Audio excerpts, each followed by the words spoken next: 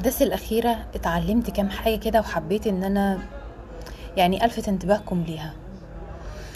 اول حاجة نعمة البيت. انا مش هقولك نعمة الوطن ان انت قاعد مثلا في بلد فيها امن وامان وبدون حرب، لا ده طبعا يعني حاجة اكيدة، بس ده لا انا اتعلمت حاجة تانية. نعمة البيت، نعمة ان انت تكون قاعد في بيت 4 حيطان، دي نعمة المفروض نحمد ربنا ونشكر ربنا عليها طول الوقت. تاني حاجة ان انت لما تيجي تأسس بيت بلاش ان انت تبالغ وانت بتأسس، بلاش تجيب اوضة نوم واو وبحبها ومش هتجوز الا بيها، لان ممكن في ثانية الا ثانية انت مش موجود، في ثانية الا ثانية البيت ده مش موجود في الحياة.